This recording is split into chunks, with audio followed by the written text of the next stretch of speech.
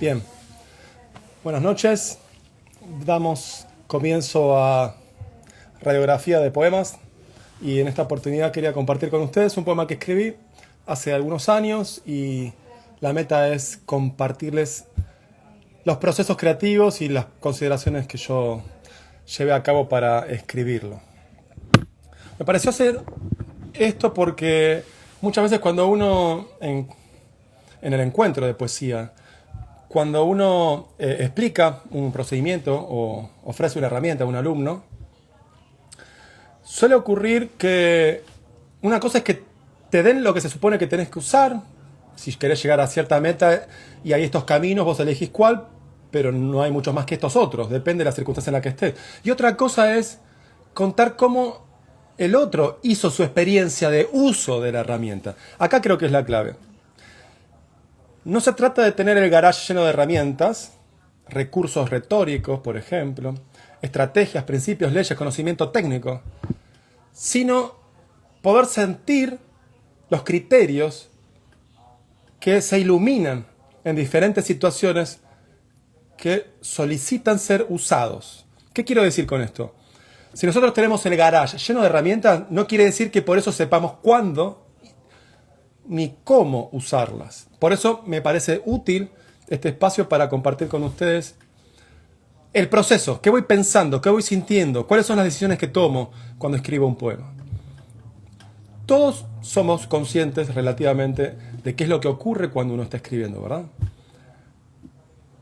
Sin embargo, acceder a una zona metodológica desde conceptos técnicos podrá llegar a ser útil para identificar situaciones, para identificar fenómenos, para identificar herramientas, principios que hacen a eso que es mágico y al mismo tiempo sistemático, que es el lenguaje poético. El mecanismo del lenguaje para transmitir emoción, para transmitir imagen, para transmitir una lección de vida.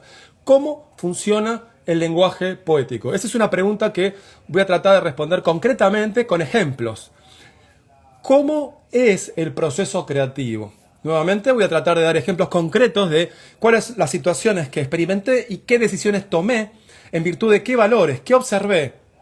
¿Cuáles son mis criterios para decidir el curso de acción que tomé? En este verso, en este otro verso.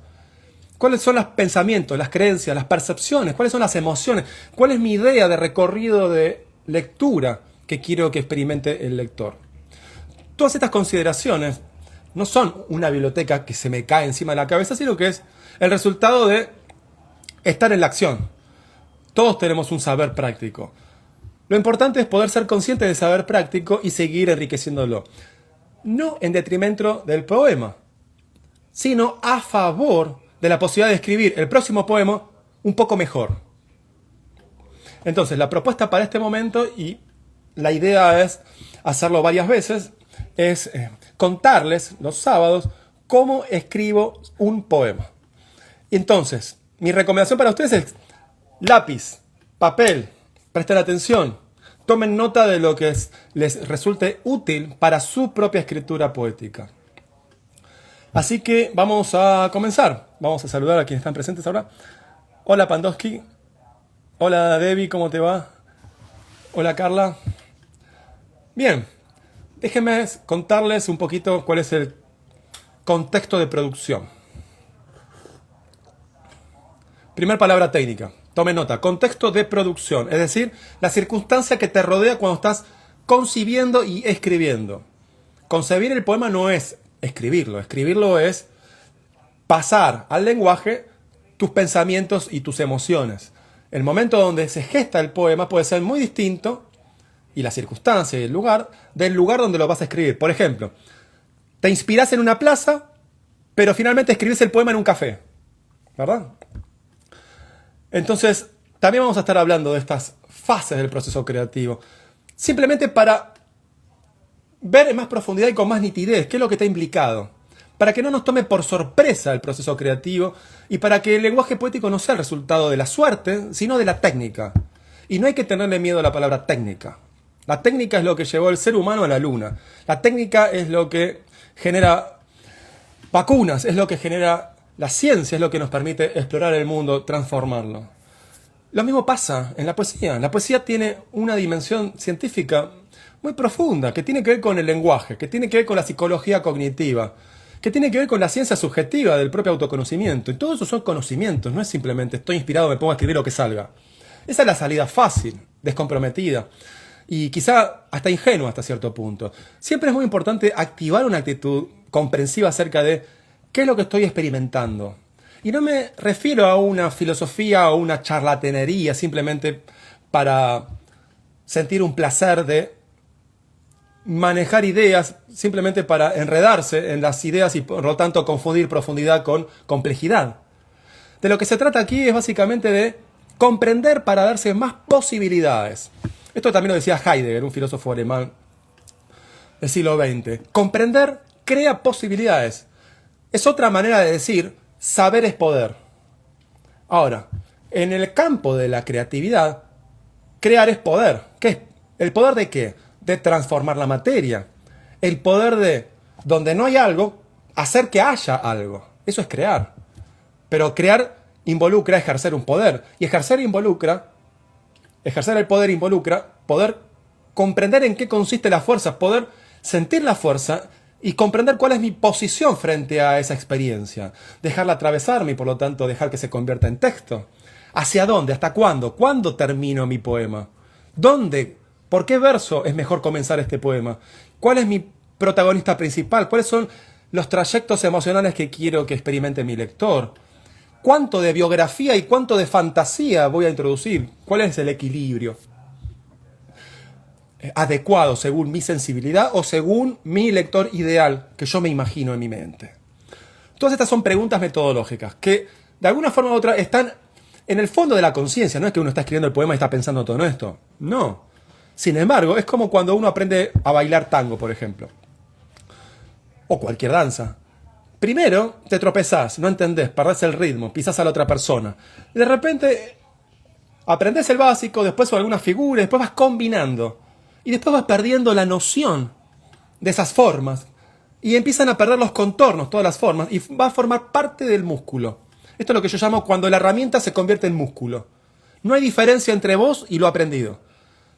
Y eso constantemente todos los aprendizajes lo logran. Primero hay que conocer la forma, después practicar la forma y después la forma desaparece y simplemente se convierte en fuerza de tu propio sistema. Y ya es una fuerza que formaliza la experiencia, ya sale conforme a tu poema. Es más, la próxima vez que escribas vas a escribir quizás con menos pensamiento intelectual acerca de qué forma darle al poema, sino de lo que se trata es ¿con qué nivel de fuerza me tengo que conectar para que la forma surja orgánicamente de la fuerza que estoy experimentando? Miren, es como el río. El río no se pregunta por dónde tengo que pasar, cuál es la forma que tengo que tener. El río baja y va creando su forma en virtud de la confluencia de múltiples factores, la densidad de la piedra, la inclinación del terreno, la fuerza del agua, y todo eso genera una dirección particular, única para ese río.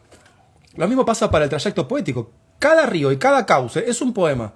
Uno no sabe desde el comienzo cuál va a ser la forma del poema. Por supuesto que uno puede saber si predetermina, quiero escribir un soneto, quiero escribir una elegía, quiero escribir un haiku. Pero de lo que yo hablo no es del género formal. Lo que yo hablo es de la forma de la expresión antes de ser un género literario. El género literario es una cubetera. Pones el agua, tenés cuadrados, te sale un cubito.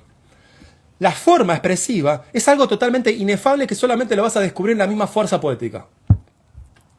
Entonces vamos a estar hablando de todos estos temas a medida que voy comentando, según lo que vaya recordando, qué sentí y qué decisiones tomé, y analizando mi propio poema para que ustedes vean cómo es desde adentro el proceso creativo y ofrecerle algunas intuiciones que les pueden servir a ustedes para su propio poema. A mí lo que más me importa es que ustedes se lleven algo que les pueda ser útil para su poesía.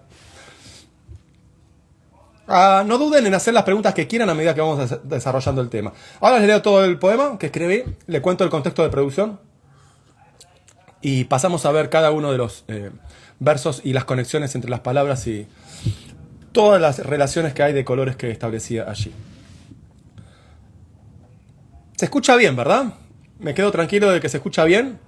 ¿Alguien me puede dar un dedito para arriba?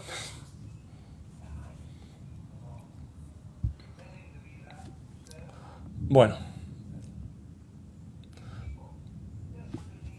vamos a comenzar. Este poema lo escribí en un café En Inglaterra hará 2 años más o menos. Gracias, Julia. Y fue a cuento de que una artista, una amiga, una colega, estaba haciendo un proyecto colaborativo de distintos artistas, unos pintores, músicos, y como me conocía a mí, me llamó para la cuestión de las palabras, la poesía. Entonces me dio una consigna: vamos a hacer un proyecto colaborativo y necesito cubrir la parte del lenguaje poético. ¿Escribís un poema? Yo te mando una imagen, me dice, y vos escribís un poema acerca de lo que ves. Ah, dale, buenísimo, digo. Entonces vi la imagen un día, al otro día la vuelvo a ver, una imagen muy bella. Y era como un rey en un trono, todo blanco y negro, y había como estrellas y como un río abajo del rey, pero al mismo tiempo el rey parecía entre triste pero al mismo tiempo hegemónico, como si fuera rey de un desierto, ¿no? Entonces, ¿para qué uno quiere tanto reinado si no tiene nadie a quien reinar, si no tiene ningún fruto que producir para el bien de los demás? Entonces, como alguien que tiene una posición de poder, pero eso es lo que me inspiraba el dibujo, ¿no? Pero al mismo tiempo no reina sobre nadie. Entonces, esa fue la primera impresión que yo tuve de la imagen. Entonces la vi una vez, la vi otra vez, la vi otra vez, y le dejaba que ese estímulo, como una semilla cuando vos sembrás, prendiera. No quería forzarla. A ver, voy a escribir el poema, me llegó hoy, escribo hoy. No. Entonces la vi varias veces. Y déjenme decirle, lo que yo sentía era, algo se va gestando, no sé muy bien qué, pero voy a darle el tiempo a que esa emoción, ese río de agua, vaya encontrando su cauce natural, en virtud de la confluencia de los distintos factores. Por ejemplo, la fuerza del agua, la pendiente del relieve, la densidad de la roca. Entonces va encontrando su camino el agua. Entonces yo dejé que esta imagen encuentre su camino en mi propia imaginación, en mi propia emoción, en mi propia comprensión. Y está bien, entonces apareciendo estos conceptos, ¿no? Alguien que tiene poder sobre un mundo que no tiene vida, belleza pero al mismo tiempo extrañeza. Estas eran las fuerzas que me estaban habitando cada vez que veía este poema, esta imagen. Entonces lo dejé reposar esa imagen 2 o 3 días. Y después, en mi nivel consciente, yo no sabía de qué escribir. Y me estaba esperando la respuesta. Hasta llegué a un punto de decir, no tengo nada para decir. Me cuesta escribir por encargo, por así decirlo, ¿no? Y que creo que es algo que no suele pasar a muchos. Y lo dejé. Después me descubro en este café que iba, un café muy lindo, sirven el café con leche en un tazón enorme. Y un bar muy chiquitito. Y también personas se sientan a tejer o cada uno con la notebook. Esta era en una de las calles principales de Oxford, cuando estaba viendo allá. Ahora en un par de semanas voy a volver. Y lo que me llamaba la atención era que yo en ese café me sentía solo. Me sentía... No podría decir llegar a ser triste, pero sí me sentía una soledad en la que yo quería contención emocional. Entonces, esa fue la emoción que tenía en ese momento. Y no fue que sentí eso, cuando me sentí con mi taza de café con leche, con mi computadora. Creo que en ese momento había llevado el celular nada más. Entonces, tuve esa sensación de soledad. Muy bien. Automáticamente se me conectó con esta imagen. Yo ya estaba a punto de dejar esta imagen para hacer este proyecto colaborativo que me pidió mi amiga. Lo había abandonado, pero ni bien entré a ese bar, tuve ese sentimiento de soledad, y ese sentimiento de soledad me conectó naturalmente con esa imagen. Entonces dije, allá está. De esto voy a hablar. Este es el poema de esa imagen que yo vi. No sé cómo se me juntaron las cosas. ¿Y por qué les digo esto? Porque muchas veces uno no sabe cómo es que se da la conexión edificante entre fuerzas. La fuerza imagen, la fuerza emoción del contexto, la fuerza de la poesía que está a punto de salir, pero de alguna manera u otra estuvo disponible para que los cablecitos se conectaran naturalmente. Yo no trataba de conectar, simplemente dejé que nada interrumpiera la natural conexión de todas las cosas, porque uno constantemente está evolucionando, está moviéndose. El movimiento es inevitable, al menos que uno le ponga trabas, ¿verdad? Entonces, si uno permite que el movimiento se mueva, si uno medita, si uno hace yoga, si uno descansa bien, come bien, tiene una vida sana, saludable, eliminando constantemente el murmullo emocional, el murmullo intelectual también, entonces vive con más espacio. Y en ese espacio, la semilla puede crecer. La semilla no crece si está toda aplastada, ¿verdad? Por eso cuando vamos por un jardín o por las plazas, vemos que el pasto no crece por donde está el sendero, muy pisoteado. Entonces uno no tiene que pisar su propio corazón, porque si no ninguna emoción sana puede nacer. Entonces me di cuenta que ahí era el momento de escribir ese poema. Y escribí esto, se los voy a leer ahora. Me voy a correr así lo pueden ver. Y se los leo mientras. La habitación está vacía. Una máscara en cada mesa, un paisaje. Un sueño tallado en el aire. Nadie para sostener una taza de té, una palabra o una herida en el pecho.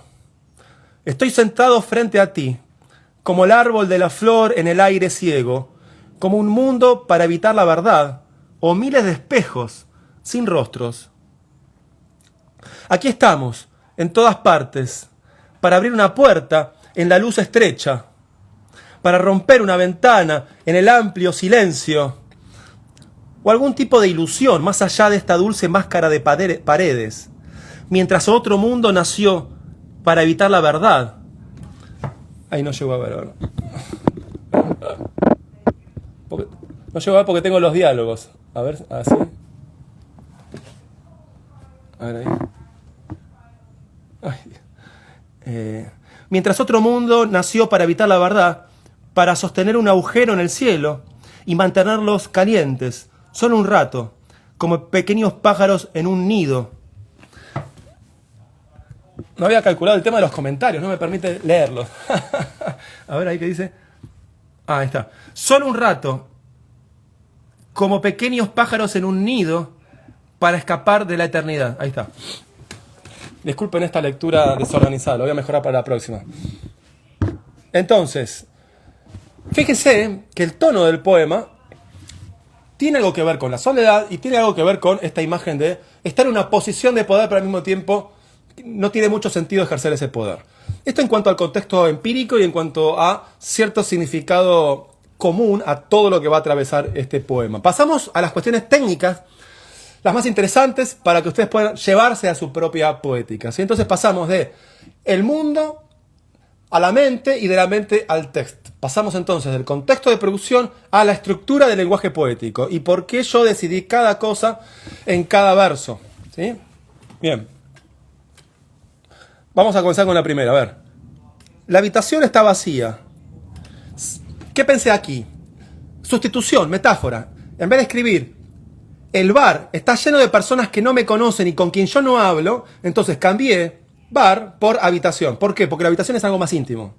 Si yo digo bar, ya me pone en una situación más pública. Yo quería mantener este clima de intimidad. Entonces, en vez de poner estoy en un bar frente a personas que no me conocen y que no quieren hablar conmigo, pongo estoy en, saco el verbo estar en y pongo directamente la habitación. Le doy personalidad a la cosa en la que yo estoy. Por lo tanto, aquí hay varias operaciones. Una, cambio el locativo, estoy en el bar, por el bar. El locativo lo cambio como a sujeto. En vez de ser una circunstancia, se convierte en un sujeto de una oración. La habitación está vacía. El sujeto de la oración es la habitación. El predicado es está vacía. Pero lo que yo pensé fue, estoy en un bar con personas que no me conocen y con quien yo no estoy hablando. Entonces, el estoy en un bar presenta justamente al bar como un locativo, como un lugar, no como un sujeto. Entonces acá es interesante porque le doy más poder al sujeto, me le doy más poder al espacio donde estaba. La habitación está vacía, no es que yo estoy en una habitación vacía. Así que el primer cambio es, cambié el locativo en la habitación por un sujeto. La habitación es la que va a presentar un predicado interesante.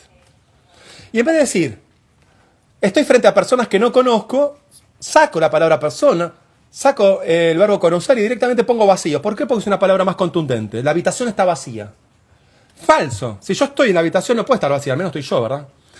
¿Y por qué puse vacía? Justamente porque no hay ningún problema en introducir contradicciones en la medida en que sea edificante. ¿Edificante para qué? En este caso para la percepción. Si yo digo la habitación está vacía, tengo dos palabras fuertes. Habitación y vacío. Y con eso tengo algo contundente para comenzar con tangibilidad el trayecto de experiencia poética. Después vamos a ver cuáles son los colores y por qué están las conexiones que están. Pasamos al segundo verso. Dice así. Una máscara en cada mesa. Un paisaje. Bien, primera sustitución. Máscara. En realidad estoy viendo rostros de personas que no me miran. Pero claro, como yo no las conozco, no hay una esencia detrás de eso que miro. Por lo tanto, para mí son máscaras, porque no hablé con nadie, porque no convertí la máscara en un rostro. Entonces simplemente son máscaras. Entonces pongo máscaras. En vez de personas que no conozco, busco siempre la expresión concreta al pensamiento abstracto. Una máscara. En cada mesa. Acá estoy intensificando. Digo cada mesa, no en algunas. No digo las personas que no me miran o las personas que no conozco. Vamos a ir concretamente para extender la soledad, hacerla más penetrante, más intensa. Entonces, en cada mesa. Y de repente, fíjense qué raro acá. Paisaje. ¿Qué significa eso? Significa que ya está, establecí el lugar. Hay una habitación, estamos adentro. Muy bien, si me quedo adentro va a ser aburrido. Entonces, pongámosle un paisaje para salir de la habitación y hacer que la habitación sea algo bello también. Doloroso quizá, pero bello al mismo tiempo. Entonces, nos damos la apertura de salir fuera de la habitación. ¿Por qué? Porque en realidad es una habitación fantasiada por una emoción de soledad, abierta por la inspiración de buscar un rostro que me reconozca. Entonces se transforma en un paisaje esa habitación. ¿Sí? Entonces, la primera estrofa quedaría así. La habitación está vacía. Una máscara en cada mesa, un paisaje. Un sueño tallado en el aire. Y vamos al último verso que dice, un sueño tallado en el aire. Fíjese las contradicciones. El sueño no es algo que se puede tallar. El sueño es una cosa abstracta, ¿verdad? Tallar es un evento concreto. Por lo tanto, conectar un evento concreto con un objeto abstracto es interesante, porque le da más concreción al objeto abstracto. El verbo tallar proyecta sus contenidos perceptivos, tangibles, uno puede ver si alguien está tallando o no, al sueño. El sueño se presenta como una experiencia más difusa, más intangible. Por lo tanto, al decir que yo tallo un sueño, estoy connotando las propiedades de que el sueño es algo como la madera, duro, sólido, que puede ser tallado. Entonces, estoy enriqueciendo el sueño. ¿Sí? Y tallado en el aire. Aquí también hay otro desvío. Uno talla yeso, uno talla piedra, uno talla mármol. En cambio, uno no talla el aire. Por lo tanto, acá también tenemos el incumplimiento de la ley natural. No se puede tallar el aire. Se puede tallar el agua si es hielo, ¿verdad? Pero no se puede tallar el aire. Por lo tanto, es interesante, porque es imposible. Pero también no solo es interesante porque es imposible, sino que tiene que estar en función de mi mensaje expresivo, que en el fondo es transmitir la sensación de que el aire es sueño y soledad, que es vacío, pero que al mismo tiempo hay un pasaje de rostros que no alcanzo a conocer. Por lo tanto, el aire de ese bar se transforma justamente en el aire de una habitación vacía con un paisaje de rostro que no alcanzo a conocer. Y todo esto me genera un sueño. Por lo tanto, el aire es un sueño tallado por máscaras que crean la sensación de un paisaje vacío. Entonces fíjense, tenemos la palabra habitación, vacío, máscara, mesa, paisaje, sueño, tallar y aire. Solamente en 3 versos. Lo leo de nuevo. Fíjense la sensación que crea. La habitación está vacía, 2 puntos. El 2 puntos dice, acá viene algo, cuidado. El 2 puntos es un dedo que está indicando algo, adelante. Cuando vos uses un 2 puntos, pensá que lo que tiene que venir tiene que ser preciso, tiene que ser interesante. Porque te está diciendo, ojo que está viniendo algo más importante de lo que acabaste de leer, ¿eh? Así que usen el 2 puntos con mucho cuidado. La habitación está vacía. Una máscara en cada mesa, un paisaje, un sueño tallado en el aire. O sea que esa habitación está llena de máscaras, de sueño y de un aire que se vuelve paisaje. En el sentido de que es un paisaje que no alcanzo a tocar ni a conocer, un paisaje a distancia. Esto es lo que ocurre como sensación inaugural de este poema. ¿Qué pasa en la segunda estrofa? Vamos a leer. En la primera, yo presento entonces el lugar. Estoy en una habitación. Presento el lugar y presento la emoción. Vacío. Y después desarrollo más concretamente. Ese vacío tiene nombre y apellido. Es una máscara en cada mesa.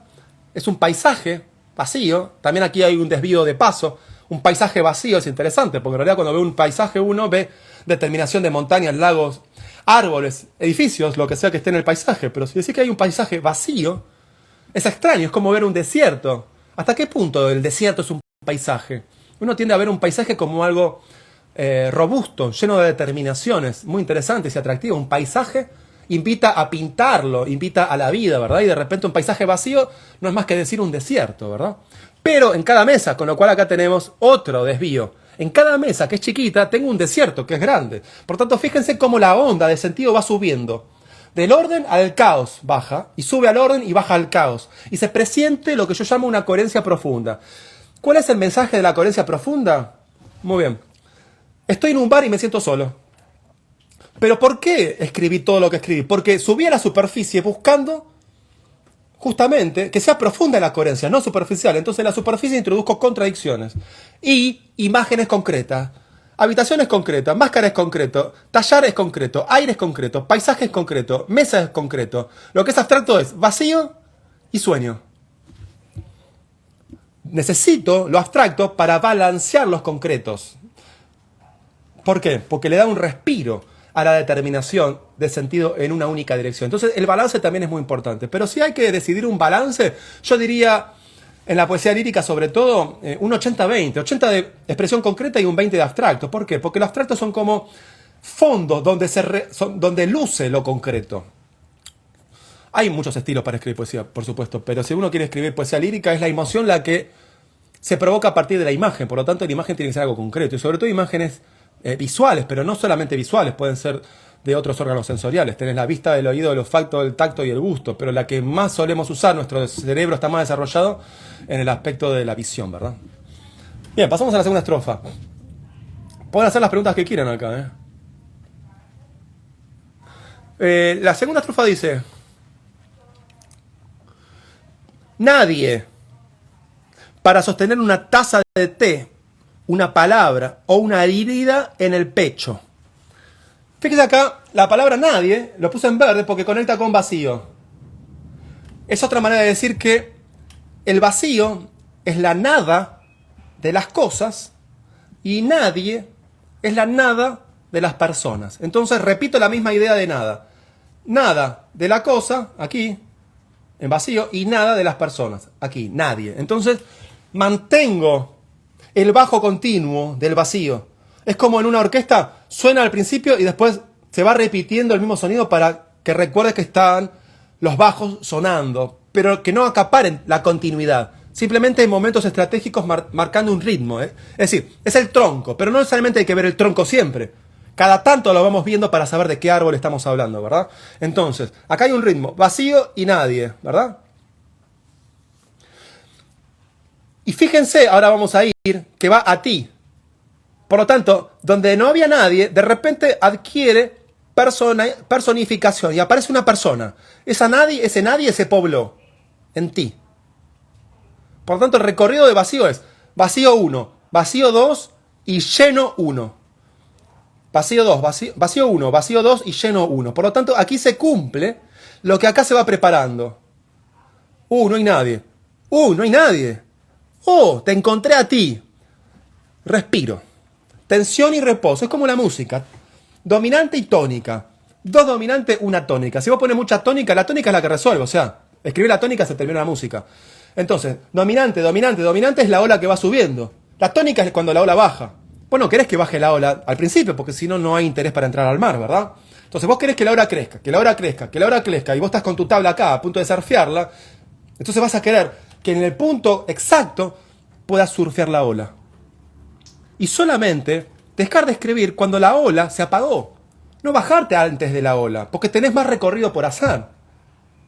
Ni tampoco pretender que la ola siga y vos querés forzarla al agua, ya no hay ola, y querés seguir avanzando. No, la ola terminó. Entonces, no escribir sin emoción, ni tampoco dejar de escribir cuando la emoción no terminó. Esto es muy importante. Si no, desaprovechamos material expresivo.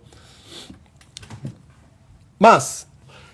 Repito, nadie para sostener una taza de té, una palabra o una herida en el pecho. Acá tenemos tres cosas. O sea, me siento solo de tres maneras. Para sostener una taza de té. La taza es la cosa concreta. Lo segundo es la palabra, que es lo abstracto. Y lo tercero es una herida en el pecho, que es la emoción. Entonces tenemos cosa concreta, cosa abstracta y emoción concreta. Entonces está balanceado entre mundo, lenguaje y corazón. Cuando ustedes diseñan una estructura de estrofa, es muy importante que encuentren contenidos que sean diversos. Percepción, afecto, emoción, creencias, valores, acción, decisión. Es como una ensalada de fruta cada estrofa, ¿verdad? Y cada verso también hasta cierto punto. Pero hay frutas que combinan mejor con otras, ¿verdad? Entonces uno también tiene que descubrir cuáles son las mezclas armoniosas y cuáles son las mezclas que no son muy armoniosas. No según un criterio abstracto, sino según tu gusto. Y también según cuál es el sabor final que querés provocar. Uno no puede mezclar todos los ingredientes entre sí, porque si no, no producís un plato. Quien estudia chef sabe qué combinaciones hacer, ¿verdad? Porque hay una estructura en el sabor y en el olfato, y al mismo tiempo hay estructuras moleculares y químicas entre las sustancias, por lo tanto tiene que haber un ajuste entre nuestra capacidad para sentir sabor y olor, así como también la capacidad para conectar qué ingredientes con cuáles otros, de tal forma de estimular esas cuerdas sensoriales. Entonces se estudia las buenas combinaciones, y sobre ese marco de combinaciones adecuadas vos podés hacer tu propia creación, ¿verdad? Lo mismo pasa en la poesía. Y así como hay distintas combinaciones de gustos según las distintas culturas, lo mismo hay también distintas combinaciones de palabras según las culturas poéticas, según las estéticas y también según el gusto personal. Lo mismo pasa. El poema es un plato de comida. Aprendés a hacer las mezclas según las lógicas de la percepción y las lógicas químicas y moleculares del mundo, según tu conocimiento y tu manera y tu coraje de habitar en él. Entonces después puedes escribir los poemas que vos sientas y que vos quieras, que van a ser auténticos y profundos e intensos. ¿Por qué? Porque conoces el lenguaje, porque conoces las leyes, porque conoces los principios. Y una vez que vos conozcas eso, vas a tener libertad para operar con ellos. Y cuando sientas que hay que tomar cierta dirección, lo vas a hacer, porque sabes desde dónde surge esa tendencia y también hasta dónde te lleva. Nadie para sostener una taza de té. Aquí no hay ningún enunciado poético, ¿verdad? Simplemente digo, no hay nadie para sostener una taza de té. Lo interesante acá es que sostener tiene que ver con que me acompañe. No es tanto la taza de té. Yo soy la taza de té y yo no soy sostenido por la escucha de nadie, por ejemplo. Entonces, acá hay una metáfora. Taza de té, en realidad, es la sustitución de mi situación afectiva. Entonces, no hay nadie que me escuche. Pero en vez de decir no hay nadie que me escuche, vamos al lenguaje poético otra vez. Nadie para sostener una taza de té. Lo que hice acá fue introducir una metáfora. Saco yo y pongo taza de té. Saco escuchar y pongo sostener. Uso una imagen concreta, sostener una taza de té, pero en el fondo se presiente esta connotación de que no hay nadie que reciba mi sensibilidad para encontrarme con el otro y tener un momento edificante. Pero obviamente que si escribís eso, estás escribiendo una carta, una confesión o una catarsis para diván, no un poema. En el poema hay que hacer hablar a las imágenes. ¿Hasta ahora qué tenemos entonces? Leo las dos estrofas. La habitación está vacía. Una máscara en cada mesa, un paisaje, un sueño tallado en el aire. Presento la escena, tanto el locativo como el tono emocional. Vamos a los dos. Ahora pasamos a las acciones que no están y que uno quisiera que hubiera estado. Nadie para sostener una taza de té. Enfatizo la idea de que está vacía la habitación. Y que en vez de alguien que sostenga la palabra, la taza de té y la herida en el pecho, en realidad no hay nadie que sostenga. Simplemente se trata de un sueño, un conjunto de máscaras, un vacío, un aire tallado de sueño y no personas que interactúen conmigo. Quería transmitir esta idea de estaticidad. La habitación está vacía, una máscara en cada pieza, un paisaje, un sueño tallado en el aire. Ok, estoy en un bar, quiero charlar con alguien, pero nadie me conoce, me siento solo. Perfecto, segunda estrofa. Enfaticemos, nadie para sostener una taza de té, o sea, nadie con quien compartir algo. Nadie para sostener una taza de té, una palabra, nadie con quien charlar. O una herida en el pecho, es decir, me siento triste porque no tengo nadie con quien charlar, pero no digo eso, digo simplemente que no hay nadie. La segunda estrofa es la menos poética de todas, porque viniendo de una con mucha imagen y mucho desvío, quería relajar la producción de fantasía para que el poema se presenta como más honesto, porque si no se nota el efecto retórico, y cuando tu poema hace notar ese efecto retórico, se trata de que uno está leyendo un poema, y no que está recibiendo la sensibilidad de otro ser humano. No existen los poetas, existen los seres humanos que se expresan poéticamente. Uno no quiere leer un poema, uno quiere viajar a una dimensión de sensibilidad de otro ser humano tal como uno. Entonces cuando el poema se presenta con un montón de recursos, con soberbia, o absolutamente barroco desde el punto de vista metodológico, y está lleno de figuras retóricas y de ese gesto de acá está el poema bien escrito, con rima, con perfección métrica, yo salgo corriendo, me siento encerrado dentro de una jaula. Esto es lo que me pasa a mí. Entonces lo que quería mostrar era que en realidad está hablando un ser humano y no un poeta. Vamos a la tercera. Estoy sentado frente a ti, como el árbol de la flor en el aire ciego, como un mundo para evitar la verdad, o miles de espejos sin rostros. Aquí lo que hice fue pasar de la realidad a la fantasía. La realidad es que estoy en un bar y no conozco a nadie y me siento solo. Sencillito. Ahora, como estoy en el lenguaje poético y estoy en la experiencia del proceso creativo, tengo la posibilidad de decir lo que quiero. Así como también tengo la oportunidad de querer lo que digo. Entonces, en este momento, el dolor era tal que en vez de limitarme a describir la situación, me apropié de la imaginación poética y creé el mundo que yo quería vivir. Entonces me imagino que hay un otro aquí. Y esto es lo que yo siempre hablo con mis alumnos acerca del poder del lenguaje poético, no solo de describir lo que experimentás, sino de transformar tu experiencia desde la palabra. Entonces es como que yo en la primera estrofa y en la segunda estrofa, yo fui al poema sacándome la carga de la experiencia cotidiana y de repente en la tercera me meto en el corazón del poema y saco su libertad y su magia y transformo mi realidad. A partir de la tercera estrofa me empiezo a sentir mejor. ¿Por qué? Porque me imagino que hay un otro. Mentira, no había nadie. Pero lo importante es que uso el lenguaje poético y la posibilidad de la imaginación para darme las emociones que yo necesito vivir. Entonces, por extralimitarme en sentir dolor en ese momento, pasé al lenguaje para completar con la palabra la incompletitud de mi vida, en ese momento. Entonces creé esta tercera estrofa, la repito. Estoy sentado frente a ti, como el árbol de la flor en el aire ciego, como un mundo para evitar la verdad, o miles de espejos sin rostros. Entonces, ¿quién es este ti? Se vuelve interesante, ¿verdad? Y ahora fíjense acá, como el árbol de la flor en el aire ligero. Este es un verso bello, es un verso alegre, es un verso optimista, es un verso muy distinto de la habitación está vacía, nadie para sostener una herida en el pecho. Ahora sí, hay alguien que está frente a mí y yo estoy frente a esa persona. Como el árbol, positivo, de la flor, positivo, en el aire, positivo. Y acá viene lo negativo, ciego. O sea, ojo, estamos en el mundo de la fantasía, pero me siento mejor porque estoy creando mi propio mundo desde la fantasía en el mundo contextual de estar en esa habitación vacía. Entonces, despierto dentro del sueño y me empodero de mi poder de la imaginación para darle la emoción que quiero vivir. Me voy creando mi propio destino dentro del poema. Y esto es algo muy importante para todos los artistas. El artista no es alguien que copia la realidad de lo que siente. El artista transforma lo que siente, creando una realidad alternativa.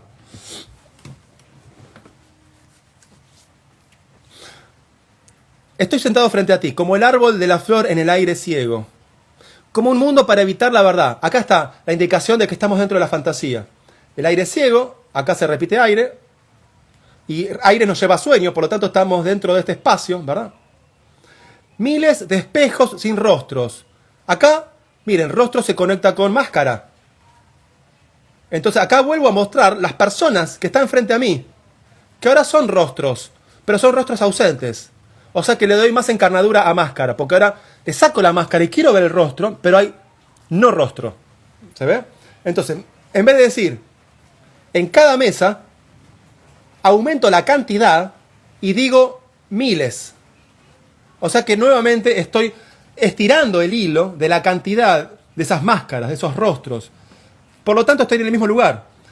Dicho de otra manera, una máscara en cada mesa es la misma idea y la misma energía que miles de espejos sin rostros. Es lo mismo. De hecho, yo inventé releyendo esto.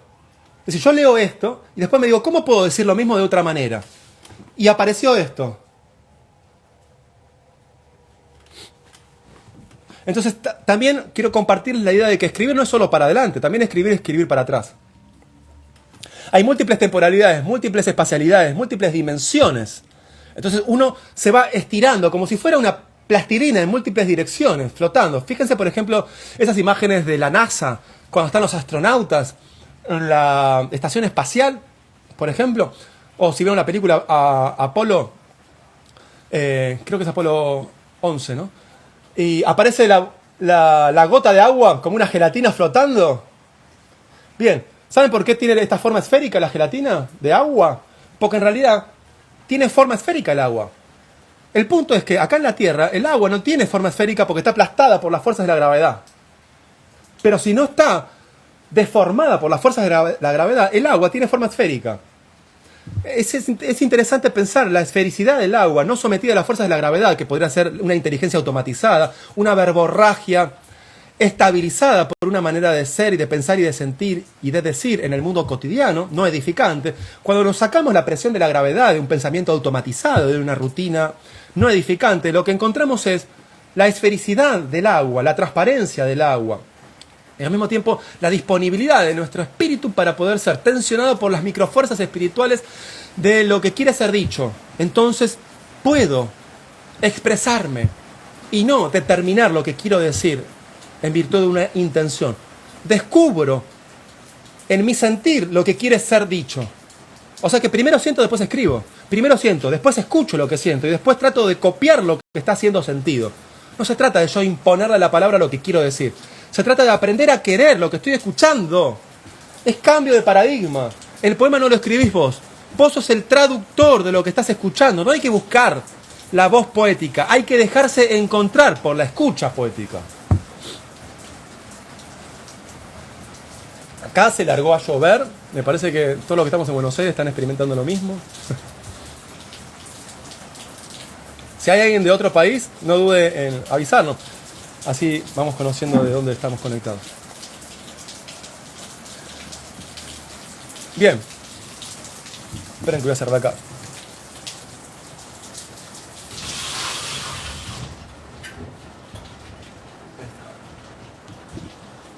Seguimos.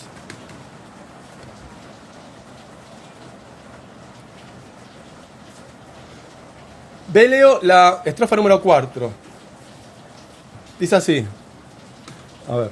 Dice: aquí estamos en todas partes para abrir una puerta en la luz estrecha, para romper una ventana en el amplio silencio, o algún tipo de ilusión más allá de esta dulce máscara de paredes. Vamos a dejar acá. Miren, aquí. ¿Por qué escribí aquí? El aquí es un adverbio muy importante, es un adverbio de lugar, ¿verdad? Pero que tiene la particularidad de indicarnos un lugar que se va a llenar de contenido según desde dónde se está diciendo aquí. Si yo digo aquí, es mi aquí de esta cocina. Si cada uno de ustedes dicen aquí, va a ser el aquí de donde ustedes están. Esta es una de las palabras funcionales de la lengua que nos sirven justamente para saber a quién tenemos que escuchar o a quién tenemos que leer o a quién tenemos que interpretar, porque nos está diciendo aquí y nos transmite la idea de una espacialidad que no es la mía, a menos que compartamos el aquí. Por lo tanto, es una palabra comodín. Ahora, yo ya dije dónde estoy, arriba de todo, la habitación. No dije estoy en la habitación, no uso la habitación como un locativo, sino que la promuevo a la posición sintáctica más digna de ser sujeto y no meramente una circunstancia del lugar. Entonces, la habitación está vacía. Le doy más carne a la expresión en vez de simplemente decir estoy en un bar como en una habitación vacía. Eso no tiene mucho sentido, no es muy fuerte. En cambio, hablo de la habitación y de lo que hay adentro de la habitación, como si yo estuviera hablando de mi propio corazón y de lo que hay adentro de mi corazón, o lo que no hay y quisiera que haya. Entonces, aquí estamos, ¿quiénes? Y ahora uno. Es momento de unir. Yo, como sujeto tácito, no estoy, y tú, como esa compañía fantasiosa que viene a completar en la imaginación lo que me falta en la realidad. Y acá nos unimos. Aquí estamos. Es muy importante la síntesis. Hay dos operaciones muy importantes en la vida intelectual del ser humano: análisis y síntesis. Analizar es abrir, sintetizar es unir. Nosotros analizamos un montón de veces cuando tenemos que observar los pros y los contras de una situación, cuando tenemos que resolver un problema y de tal manera que el problema tal como se nos presenta no es suficiente nuestro conocimiento. Tenemos que dividirlos en tantas partes como podamos solucionar cada una de ellas. Y cuando analizamos, hacemos que la parte se convierta en un pequeño todo provisional. Entonces puedo trabajar más cercanamente con esa parte. Ahora, sintetizar es la posibilidad, por ejemplo, de concebir constelaciones donde meramente había puntos de luz distribuidos en el cielo negro.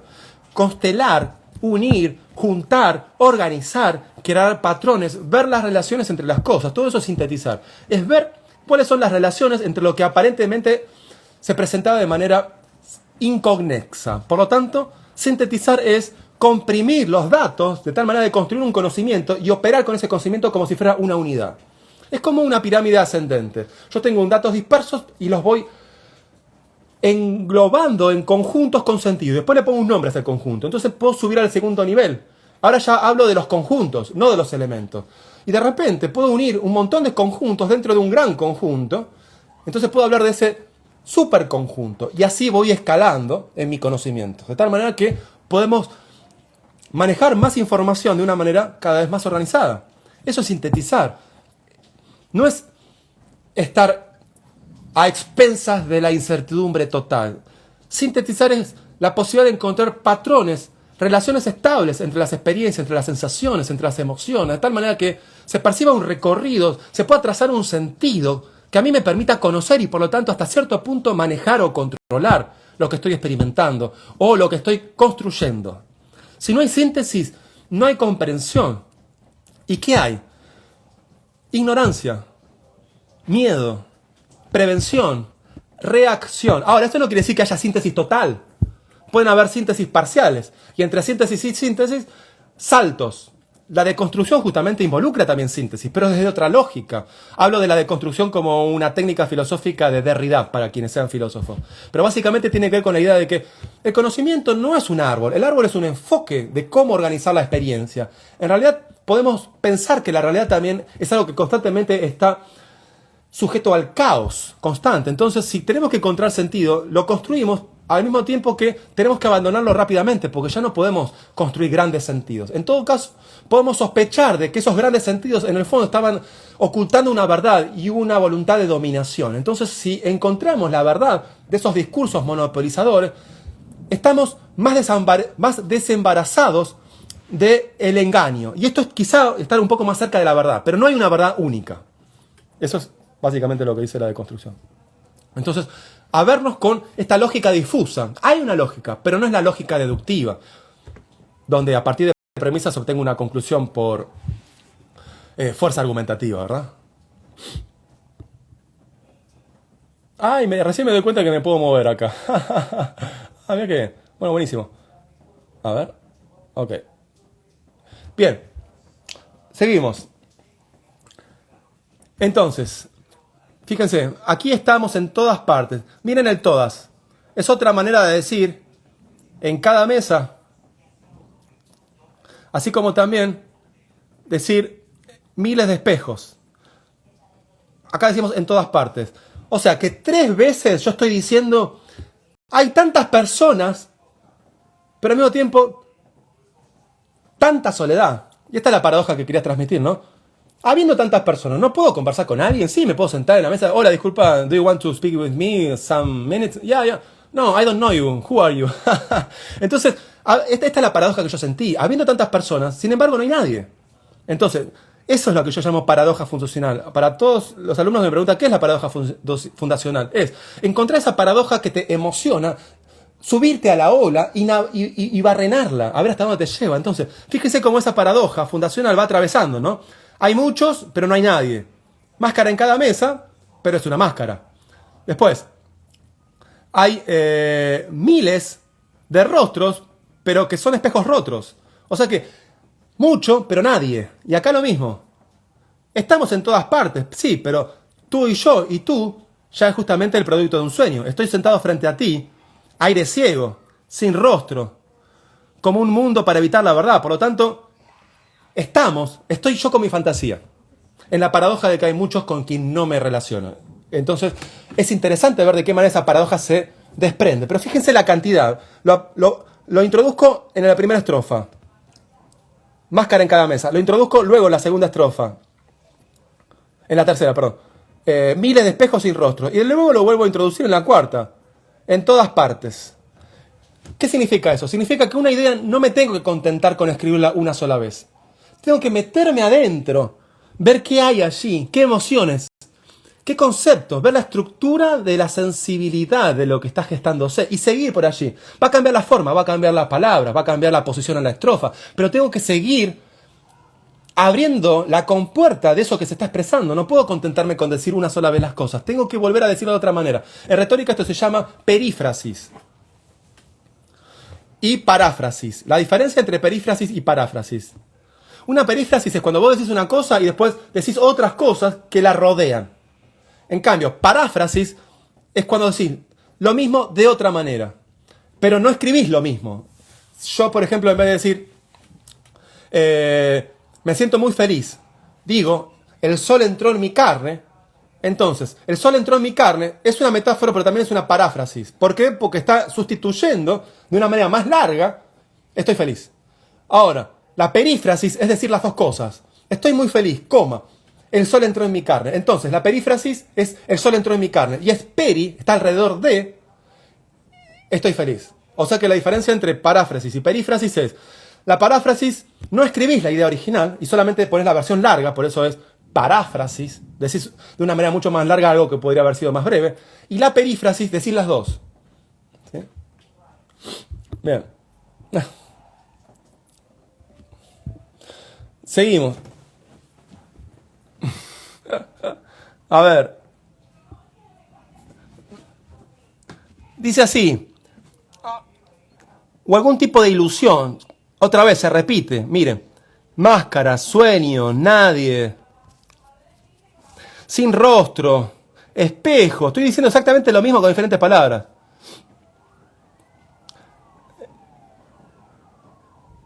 Aquí, ilusión. Más allá. Fíjense cómo de diferentes maneras aludo a la misma experiencia.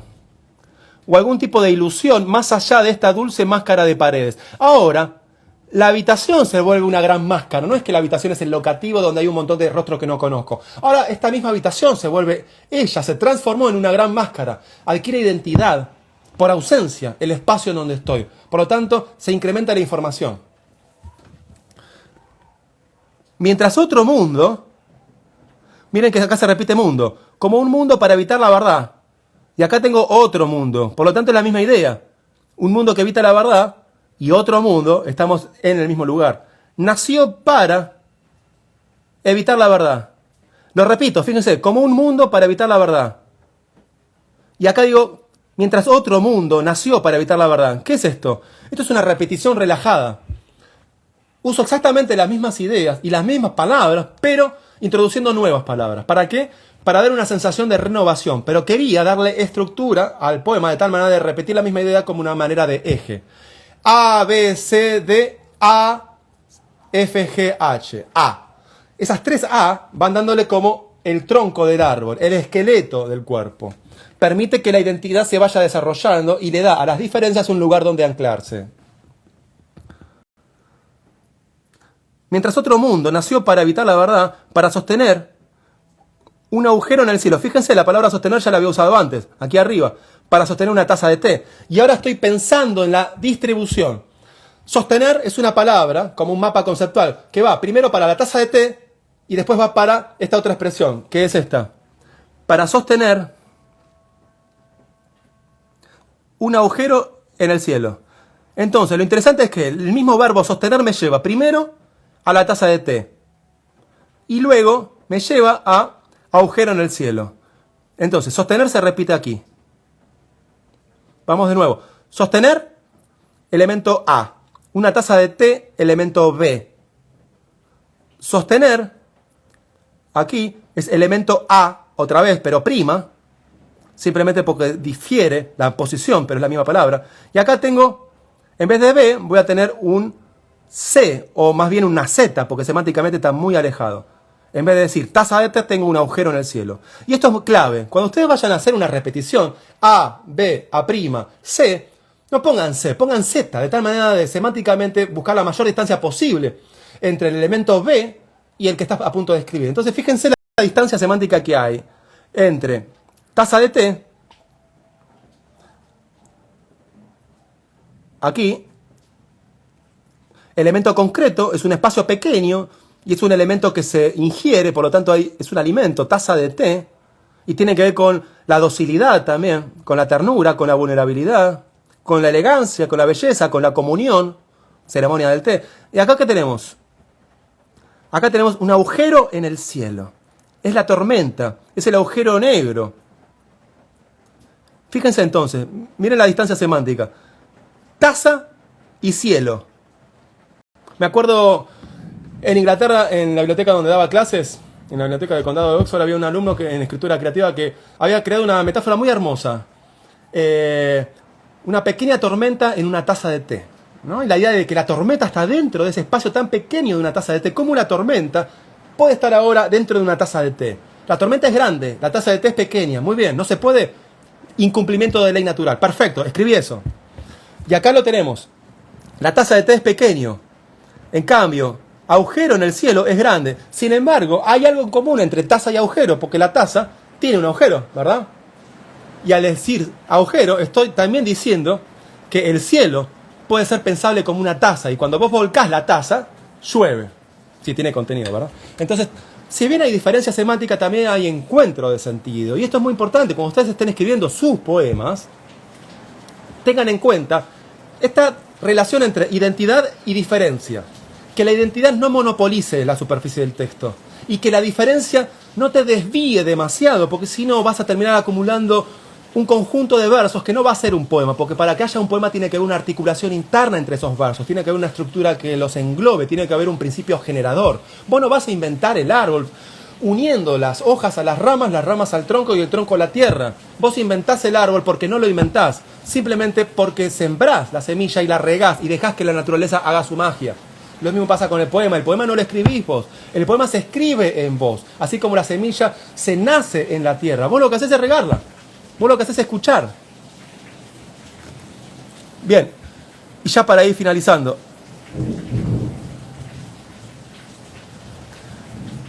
Para sostener un agujero en el cielo, mientras otro mundo nació, ¿ven? El ti, que es de la fantasía, crea un nuevo mundo donde yo puedo soportar y sostener y crear con mi soledad, porque de hecho ese sentimiento de soledad lo convertí en un poema. Ese dolor lo convertí en belleza. Entonces pude hacer resiliencia. Por lo tanto, cuento en el mismo poema el efecto transformador de comenzar a escribirlo. Pero ¿cómo, Lisandro? Pará. Vos decís que escribís un poema que transformó tu emoción, pero que decís que el contenido del poema es la transformación de esa emoción. ¿Qué viene primero, el huevo o la gallina? Las dos. Esto es lo interesante. Vos escribís el poema con una idea, pero la misma poiesis te va llevando a otra. Por lo tanto, termina escribiéndose lo que debió ser escrito, no lo que querías escribir. Solo un rato, como los pájaros en un nido. A ver si llego a ver. Como pequeños pájaros en un nido, para escapar de la eternidad. Y esto es interesante porque pequeños pájaros en un nido, ya significa que yo y tú estamos juntos, estamos cuidados, estamos en la zona de confort. Y esto es interesante porque esa soledad en realidad encontró su espacio de intimidad, no en la realidad exterior, sino en la realidad interior. No en el contexto empírico, sino en el texto poético. Entonces pude transformar mi emoción estéticamente de tal manera que sané mi instante en ese momento. Y en vez de autocompadecerme por sentirme solo, escribí el poema. Y desde el poema transformé mis emociones. No es que tenía una emoción de punto de partida para escribir acerca solo de esa emoción. Sí, comencé con una emoción, pero el mismo poema me fue llevando a experimentar otras vivencias, de tal manera que formaron parte nuevamente de ese poema. Y finalmente, como pájaros en la eternidad, ¿no? Para escapar de la eternidad. Este es también interesante. Uno piensa que volar es sinónimo de libertad, y esto también es un cliché en poesía. Y es muy interesante también la idea de que en vez de buscar el cielo para ser eterno, lo cual es una ilusión, lo único que tenemos es la condición humana finita y hay que hacernos cargo de eso, mostrar que volar no es para ascender al cielo y adquirir la eternidad, sino que es justamente escapar a la eternidad, escapar a lo abstracto, escapar a una religión fácil que niega la vida, escapar a todas aquellas representaciones que nos hacen creer que la vida es más fácil de lo que de hecho es. Entonces, cuando yo introduzco acá, como pequeños pájaros en un nido, para escapar de la eternidad, en realidad quiero salir de los lugares fáciles donde estas frases de autoayuda parecieran ser que te presentan una verdad que no es, pero que te hace sentir bien. Entonces no, quiero la realidad, quiero la emoción, quiero lo que tengo que vivir, pero atravesándolo.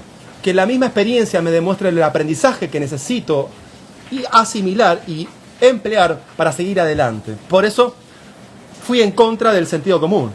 Uno expande las alas para volar alto y entonces ser eterno. Es decir, una vida totalmente ilusoria que tiene que ver con negar el dolor, y eso es negar la vida y por lo tanto negar la poesía, porque la poesía es contradicción afectiva que al mismo tiempo te permite exponer tu vulnerabilidad para encontrar un aprendizaje.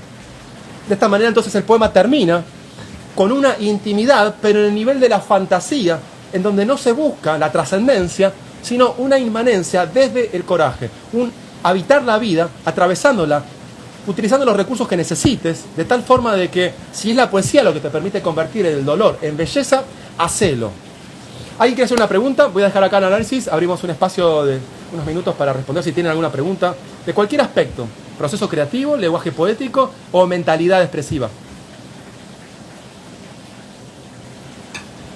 Pueden escribirla en comentarios.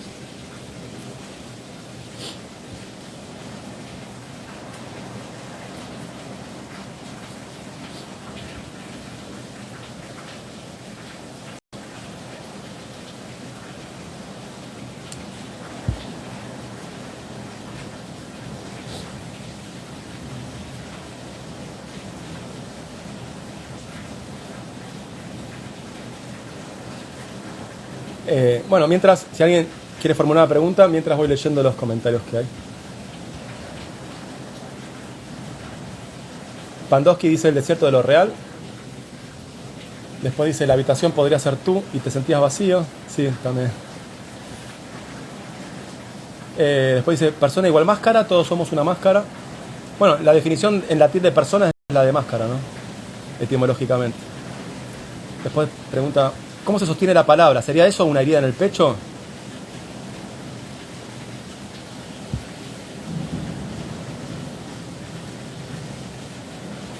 Yo creo que la herida en el pecho no es lo que sostiene la palabra, sino que es el coraje lo que es capaz de sostener la palabra. ¿Y por qué la palabra? Porque la palabra podría ser justamente aquello que mantiene unida los extremos de la piel que está herida. Por lo tanto, en el pecho se siente el dolor de una herida y uno, para seguir viviendo edificantemente, puede elegir algún curso de acción que sea creativo, en este caso la palabra. Entonces, la palabra se sostiene en la medida en que yo me hago cargo de mi herida. Si no me hago cargo de mi herida, la palabra no se sostiene. Puedo creer. Y miren qué curioso, ahora, cuando hablo pienso, no es que no suelo pensar y decir lo que pienso, sino suelo descubrir lo que estoy pensando cuando hablo. Con lo cual, a veces es interesante porque me lleva a zonas de aprendizaje y me escucho decir algo que no había pensado, como ahora. A veces se usa la palabra para tapar lo que uno siente. A veces se usa la palabra como una curita para que la sangre no fluya. Yo en uno de mis poemas digo, dejo abiertas todas mis heridas para que la sangre fluya. De hecho está ahí en el grid de Instagram. Es uno de los papelitos que yo recorté para los alumnos cuando vinieron como 500 la primera clase. Y tenía que darles a todos un papelito cuando estaban esperando afuera en el aula. Entonces uno de esos papelitos, una tirita, era, dejo abiertas todas mis heridas para que la sangre fluya. ¿Por qué quiero dejar abiertas todas mis heridas? Porque quiero que la sangre fluya. Gracias, me invitaron a un té. Quiero que la sangre fluya. ¿Por qué quiero que la sangre fluya? Porque esa es la única manera de darme la posibilidad de conocerme a mí mismo y de liberarme a mí mismo. Si no fluye la sangre, no me conecto con la vida y por lo tanto no tengo nada de qué escribir. Entonces, volviendo a la cuestión de la palabra, Pandowski dice, ¿cómo se sostiene la palabra? ¿Sería eso una herida en el pecho? Siento que son dos cosas distintas. La herida es el resultado de la condición humana. Ser humano es estar atravesado por la herida y formar parte de esta enfermedad que es la vida, esta condición humana que constantemente nos amenaza con dolores y con desesperanzas, pero sobre la que nos hacemos más fuertes y seguimos avanzando. Entonces, esa es la herida, nacemos en la herida, nacemos de una herida, que es la herida de la madre, por la cesárea, por ejemplo, o el dolor de parto. Entonces, el nacimiento y la herida están muy atravesados, de hecho nos cortan el condoro umbilical y eso es otra herida, entonces arrastramos las heridas. Entonces, si no nos hacemos cargo de la herida y seguimos adelante, no es posible avanzar en la vida. Y avanzar significa estar en flujo con lo que es y al mismo tiempo con lo que no es. Poder transitar el desfiladero sin abismarse. Poder moverse de manera que aparezcan nuevas zonas, nuevos aprendizajes y que vos puedas estar revitalizado y no aumentar en un camino de autodepresión. Entonces, cuando uno está en ese camino, la herida es lo que somos, pero asumirla con la palabra convoca un riesgo. Y es esta alternativa. O uso la palabra para tapar lo que siento, entonces me lleno de habladurías, me lleno de libros, pero no me quiero escuchar a mí mismo. Escucho música, pero no escucho mi propia voz. Participo de situaciones en las que me distraigo de mi propia voz poética porque no quiero escuchar mi silencio. Para llegar a mi voz poética, para escuchar profundamente, necesito atravesar el silencio. Si me quedo ante el temor del silencio, es como que me quedo ante del temor de las olas. Y por temor a que me ahoguen las olas, no cruzo al otro continente. Por lo tanto, nunca lo conozco. En el otro continente estás vos. El océano son tus propias sombras, tu propio silencio, tu propia ignorancia, tu propia incertidumbre, tu propio dolor, tu propio temor, tu propia pereza, tu propio condicionamiento cultural a tenerle miedo a lo diferente. Muy bien, ¿lo reconoces? Atravesalo, de a poco, atravesalo, toma confianza con las olas, pero no puedes vivir sino luego de trascender el temor. Un poco de temor es bueno en la medida de tener prudencia, pero no parálisis. Gracias. Entonces, la herida es lo que somos. La herida es el océano que atenta contra ahogarnos. Y la palabra puede ser un mapa que tapa el océano y me dice, así es la vida, listo, estoy seguro. Falso, autoengaño.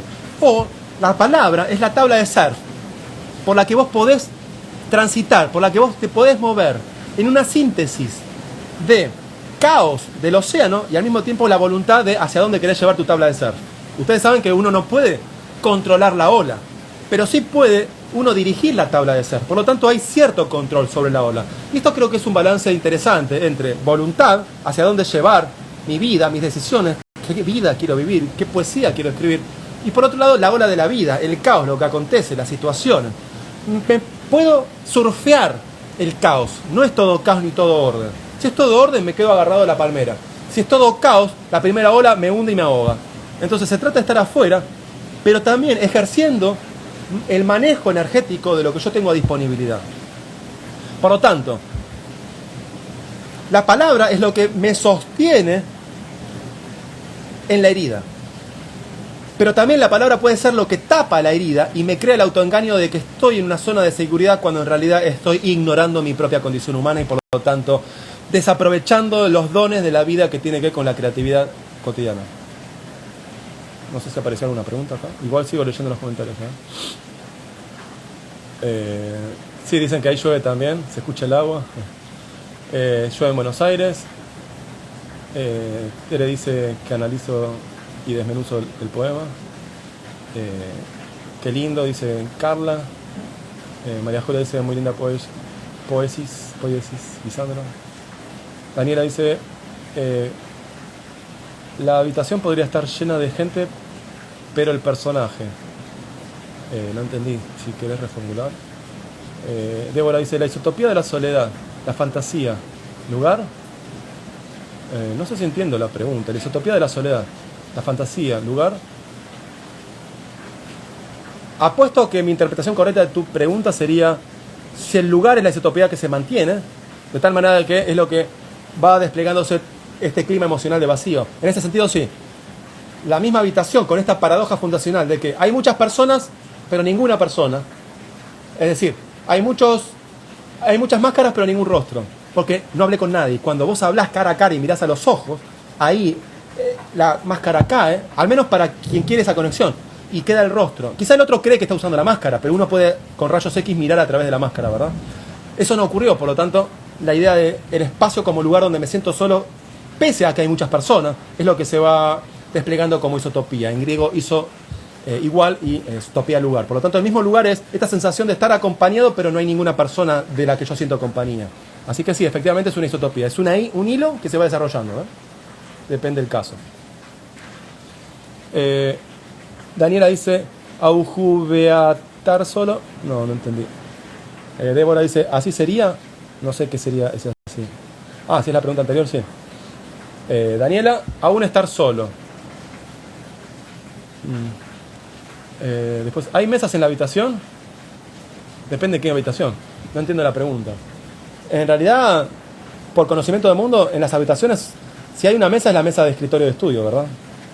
Por eso si dice uno mesas, en realidad está connotando un espacio que no es el de la habitación. Y por lo tanto está generando una situación extraña, que es la de...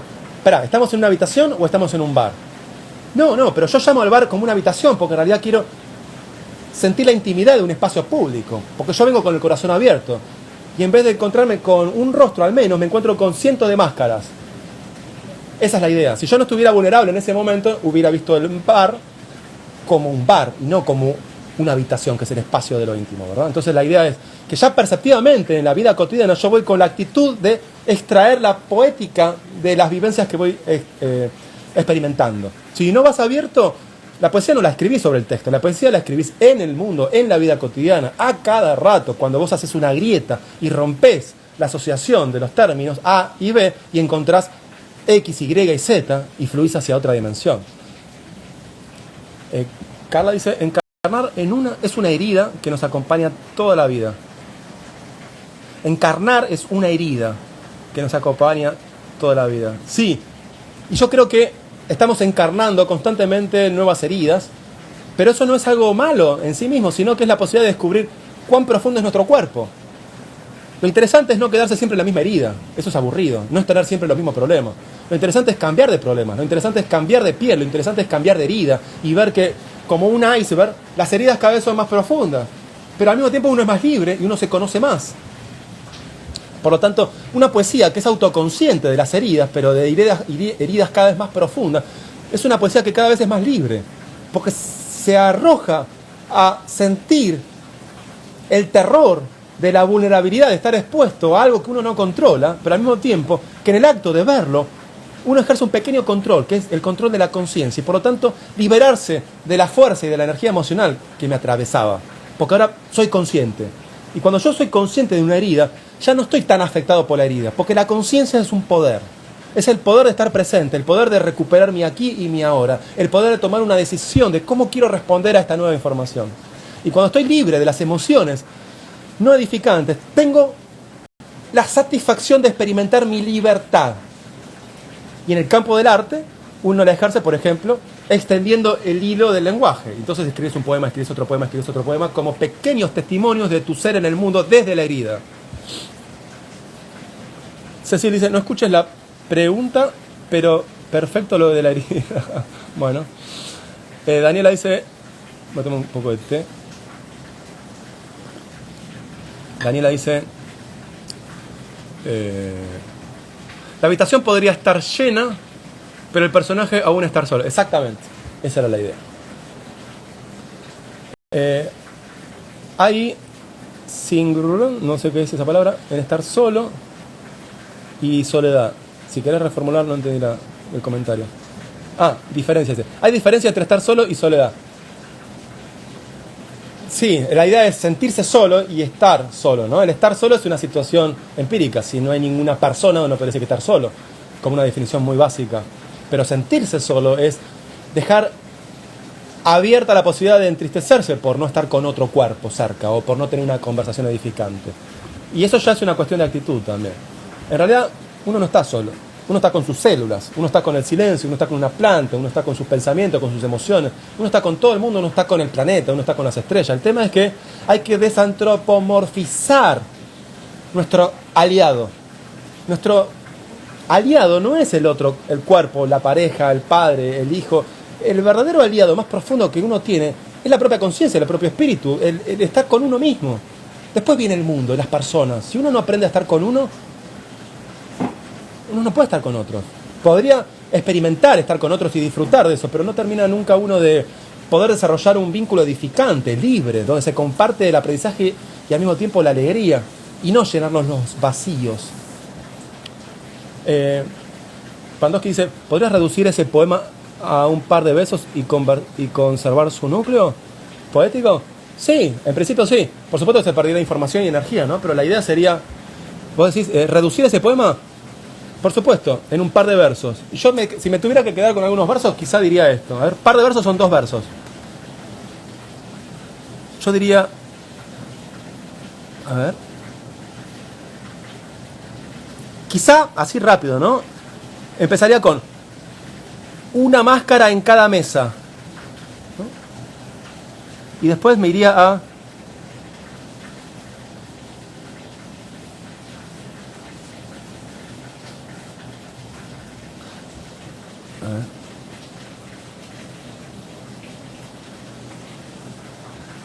Aquí estamos.